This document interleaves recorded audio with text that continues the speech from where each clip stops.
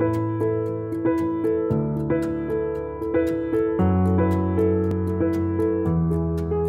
tal, amigas y amigos? Bienvenidas y bienvenidos a una emisión más de Libros a la Mesa. En esta ocasión para hablar de un libro que se llama Los Tratados de Córdoba y la consumación de la independencia en su bicentenario.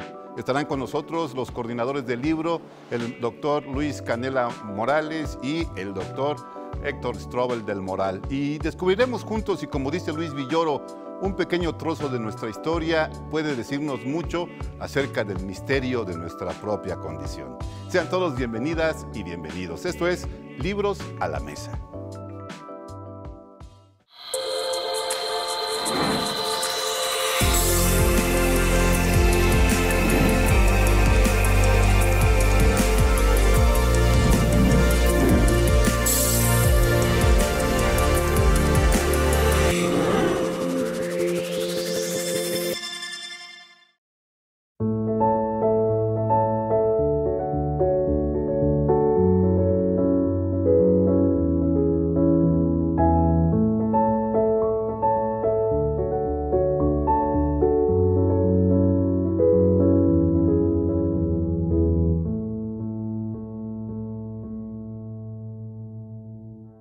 Estamos aquí platicando con los doctores Luis Alberto Canela Morales y Héctor Strobel del Moral, y como que siento que la historia es mucho más divertida de lo que parece, ¿verdad?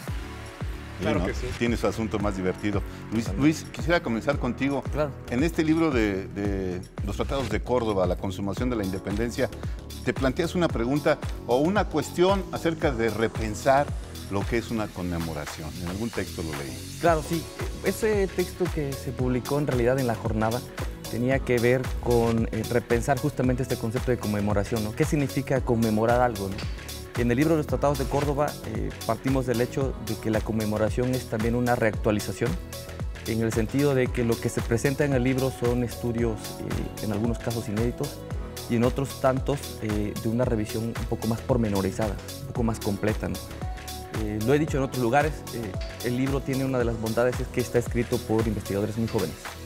Y eso le ha dado un valor también importante. Y también coordinado por gente muy joven. Como bueno, además, ¿no? Además. Digo, sí hay que decirlo porque de repente pensamos que la historia tiene que ver con gente mayor, ¿no, Héctor?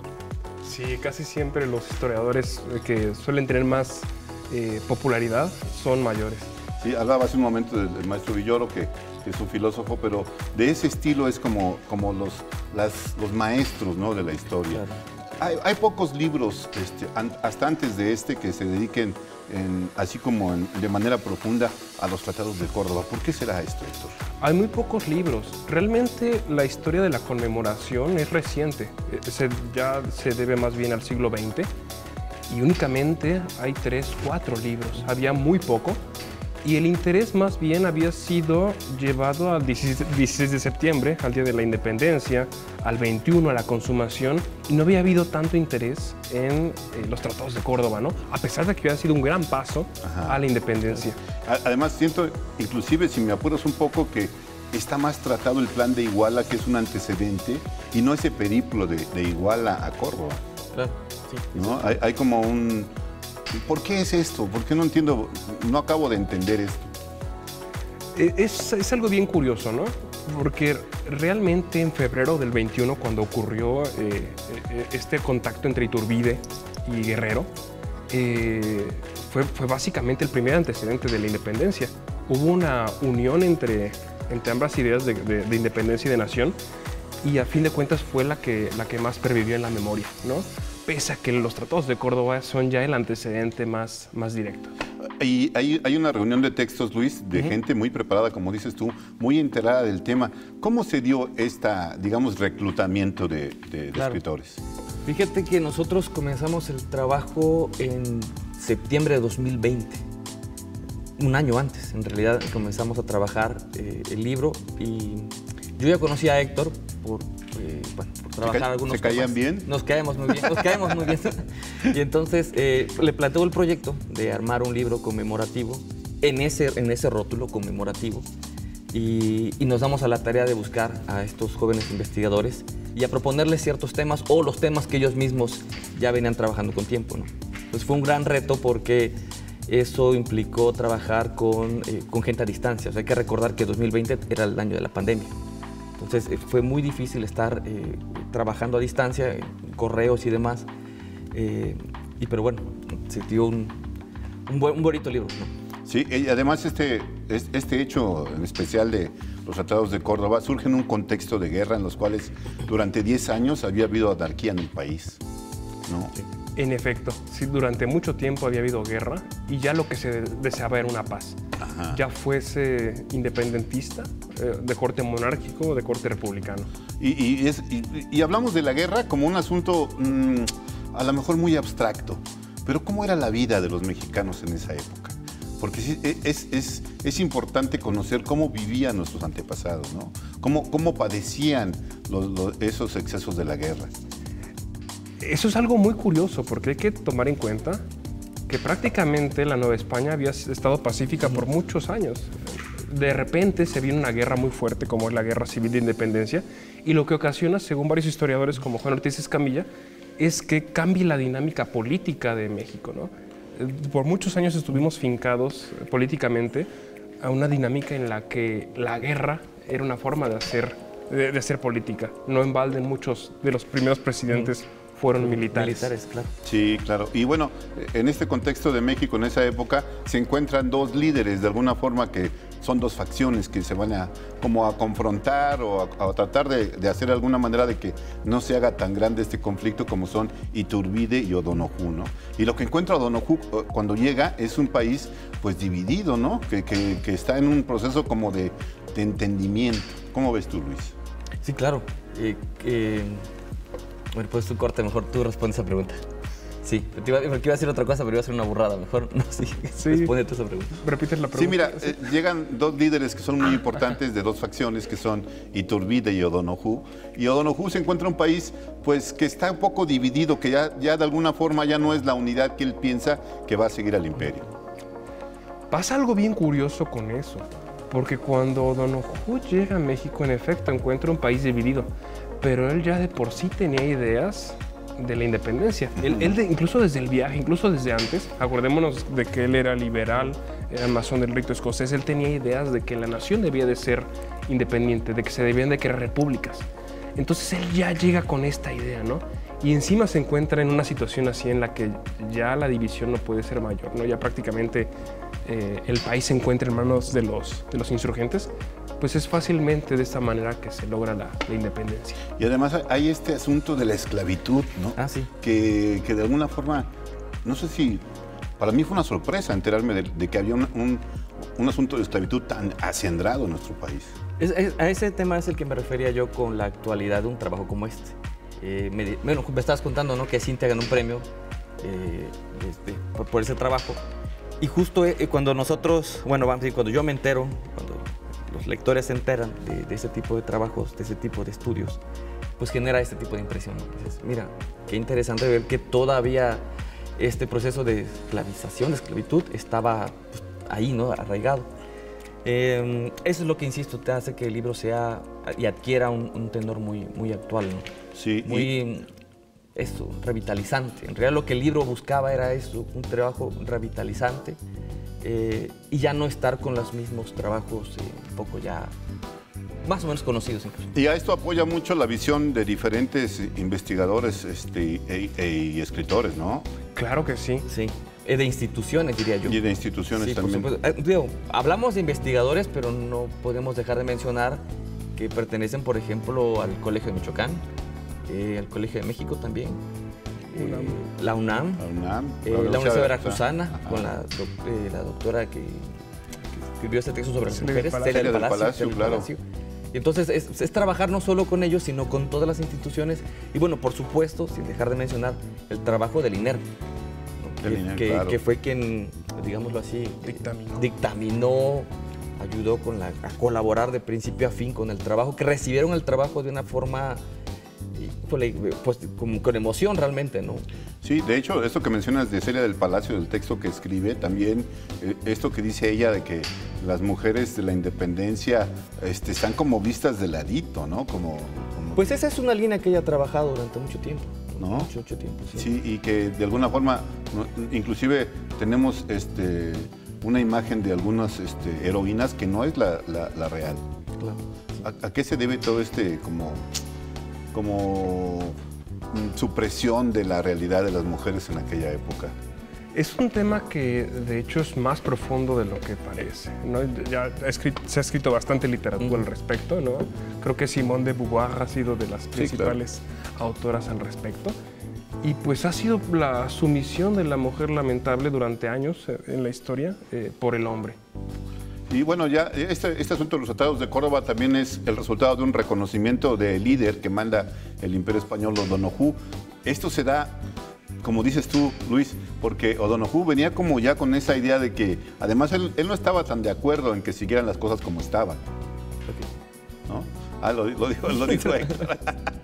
No estaba tan de acuerdo con eso, ¿no? Sí, no estaba tan de acuerdo. Ya había un gran interés de su parte por crear una república independiente. Así es. Y bueno, encontró el semillero adecuado para el hacerlo. semillero adecuado y el interlocutor adecuado, ¿no? Porque ahí fue un asunto político, pues, de altas esferas, ¿no? Sí. ¿Y sabes qué? Incluso al grado de negarse a que el futuro de la República Mexicana o Imperio Mexicano siguiera subyugado a España, ¿no? Fue el mismo O'Donoghue el que le sugirió a Iturbide que no fuera un monarca español el que asumiera el control del territorio, ¿no? Sino que fuera un mexicano, ¿no? Y particularmente ya la invitación, el guiño, estaba indicado hacia el mismo Iturbide. Así es. Vamos a continuar con la plática. Los invito ahora a ver esta cápsula que tenemos preparada para ustedes. A ver qué les parece.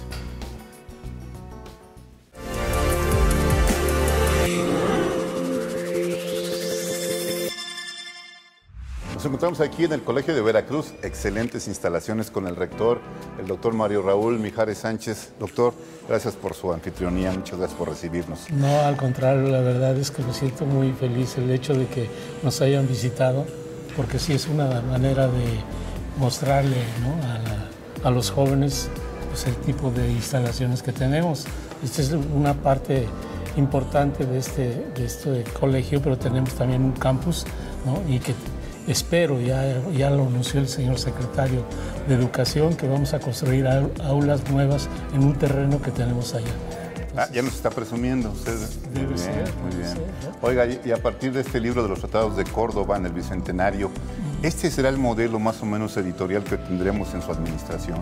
Pues mira, desde que yo llegué me he guiado por la política del presidente de la República.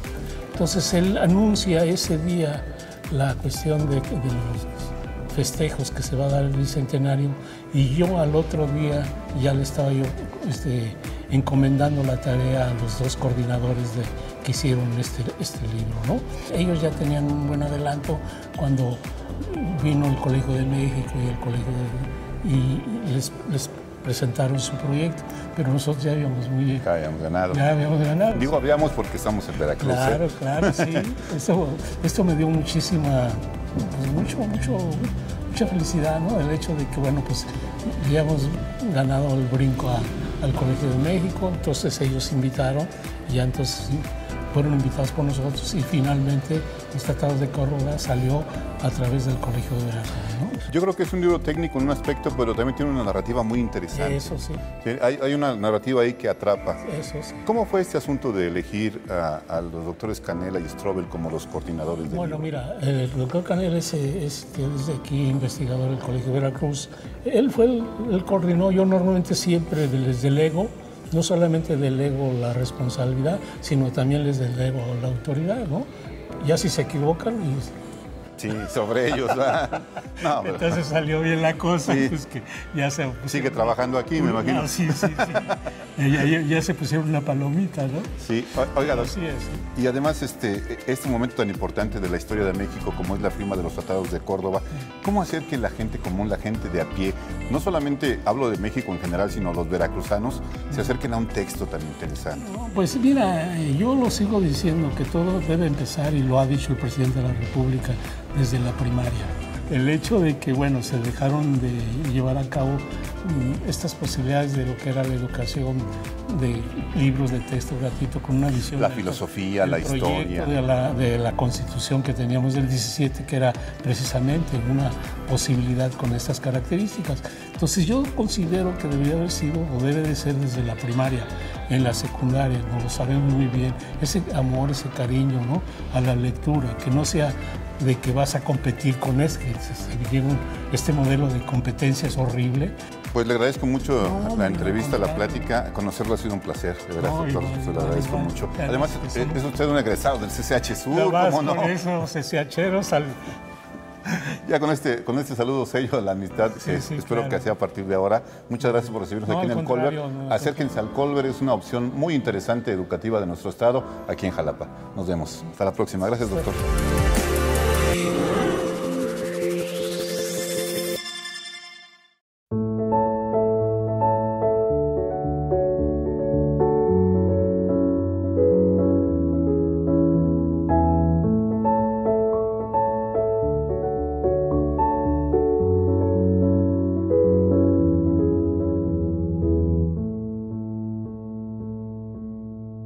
Pues aquí fue esta plática con el doctor Mario Raúl Mijares, director o rector del Colbert, aquí en la ciudad de Jalapa.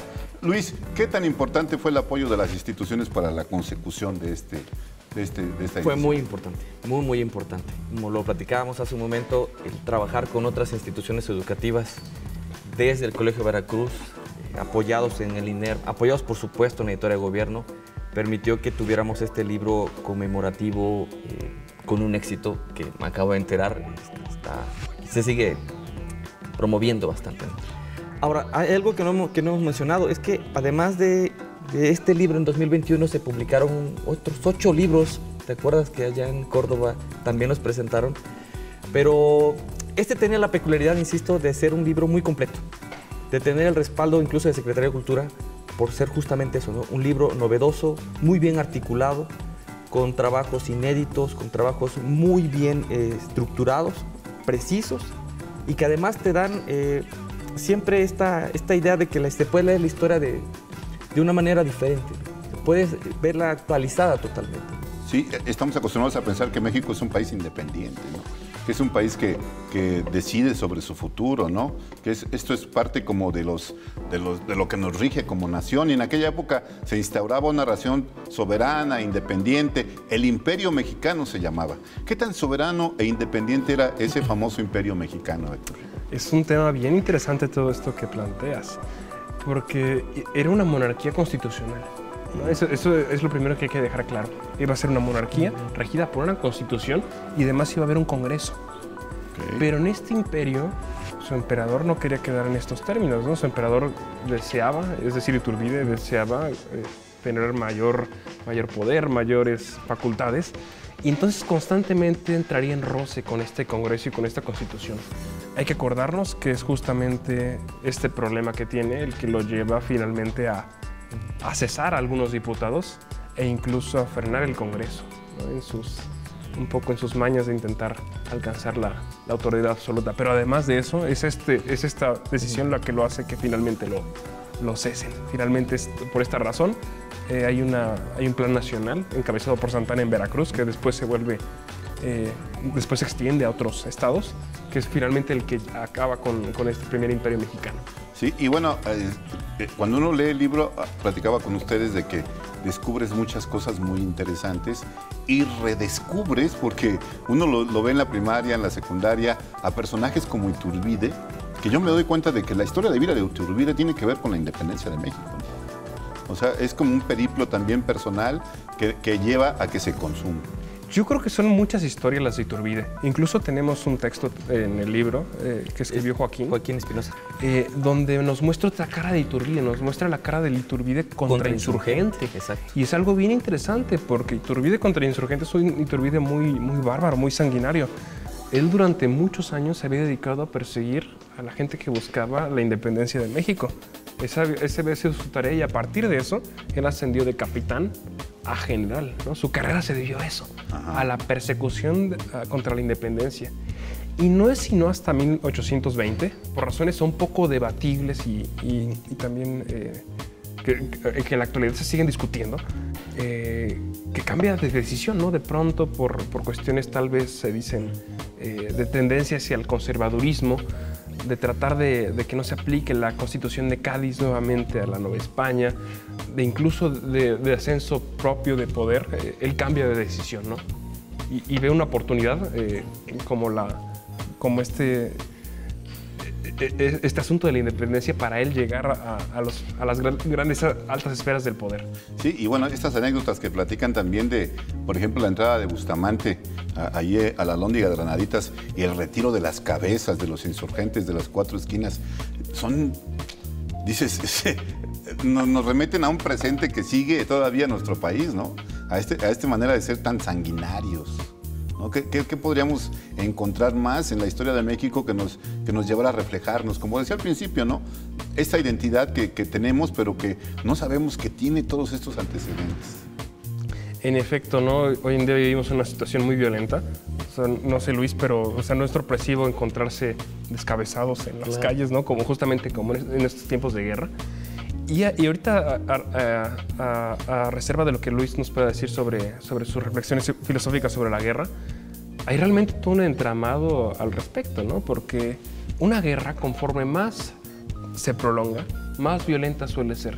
Y más aún cuando los bandos en pugna no notan una posible negociación y se prolonga más el conflicto, ¿no? Particularmente las guerras civiles, según teóricos de la guerra civil como Michael Walzer, son las que suelen ser más violentas. Bueno, el ejemplo Rusia-Ucrania, claro, por ejemplo.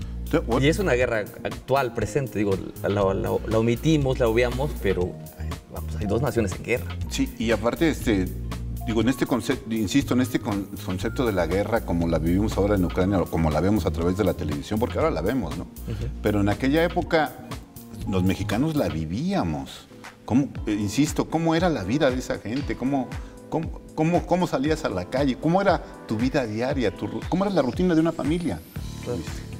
Voy a remitirme a un texto que ya mencioné hace un rato, a un autor, Juan Ortiz Escamilla, en su libro Los pueblos y la guerra. Él justamente trata este tema, trata sobre cómo se vivía la guerra de independencia desde abajo, ¿no? Y algo que nota es que la guerra no era necesariamente, pues, o sea, además de que era una tragedia, también tenía otras derivaciones, ¿no? Por ejemplo, ascenso social. Mucha gente que anteriormente no había podido destacar mayormente, ¿no? De pronto era generalísimo, ¿no? Por ejemplo, José María Morelos, ¿no? Que durante años había sido un sacerdote, etcétera, de pronto se vuelve generalísimo, ¿no? Algo impensable en esta época, ¿no? Un mulato llegando a estos grados de poder, ¿no? E igualmente ocurre con muchos otros, ¿no? Ocurre ese mismo ascenso con Vicente Guerrero, con Matamoros, ¿no? Gente que, repito, había estado, por decirlo así, anclada a un destino social dentro de este entramado de la Nueva España, en el que había un límite de ascenso político, etcétera, social, para indígenas, para mestizos, para afrodescendientes, claro. Que pues llegaba hasta ahí, ¿no? Y es justamente la guerra de independencia lo que logra que esto cambie. Fíjate que esto que dices, visto desde un punto filosófico, es bien interesante. En las lecciones de historia, Hegel habla de esos procesos dialécticos. Y finalmente, uno de estos resultados, como síntesis, es justo este ascenso. La guerra permite este tipo de ascensos, y lo permite gracias al proceso de conflicto y de confrontación, ¿no? Y que de ahí generas un nuevo, no quiero decir camino, pero sí finalmente una nueva vía de interpretación, de ascenso y de motivos de búsqueda. Sí, y bueno... Hay además un asunto bien interesante, retomando el texto de Cintia García que hace rato mencionamos. Claro. Y es la popularidad de la independencia entre los esclavos, ¿no? Porque los esclavos vieron en la independencia una forma también de ascenso social y también de salirse de su condición de esclavitud, ¿no? Hay que recordar que era gente que estaba en esta condición y que vieron en este movimiento una forma de escaparse. Ser libres. Y ulteriormente también de conseguir la abolición de esto. Sí, oye, ahora que después de haber leído el libro, ahora de platicar con ustedes, en lo personal me siento como más interesado en conocer esa parte de la historia. Porque además nos faltaría hablar todavía de O'Donoghue, ¿no? Del personajazo histórico que es O'Donoghue, no solamente para España, sino para México, ¿no? ¿Cómo abordar, cómo no abordar estos personajes? Y bueno, decirle a la gente que este libro se puede leer desde el principio o desde alguno de los artículos que están escritos como una especie como de puzzle o como de rompecabezas que no tiene que seguir un orden preciso, ¿no? Que tiene esa ventaja, ese atractivo de poderse leer de acuerdo a los intereses. Si uno quiere leer, por ejemplo, el punto de vista feminista o femenino de la historia, puede leer a Celia del Palacio, a Cintia García, ¿no? Hay muchos puntos por donde entrar, Héctor. Sí, realmente hay muchos puntos por donde entrarle. Depende mucho de tu interés, depende mucho de... Si tú fueras un lector cualquiera, ¿por dónde le entrarías? Yo le entraría, por ejemplo, por el texto de Joaquín. Claro. Sobre la insurgencia. ¿Y tú, Luis? Híjole, yo creo que entraría por el texto de Cintia o por el texto de Celia del Palacio, sobre todo por el contexto actual del pensamiento femenino. Creo que ese sería un motivo, un hilo conductor bien interesante. Yo también repensar la historia desde el punto de vista Oigan, pues femenino. muchas gracias, amigos, doctores, jóvenes. Muchas gracias por este producto tan maravilloso que es Los Tratados de Córdoba, la consumación de la independencia en el Bicentenario. Lo invitamos a que lo lea y nuevamente lo invitamos a que nos acompañe el próximo Libros a la Mesa. Y recuerde, no deje para mañana lo que pueda leer hoy. Hasta la próxima.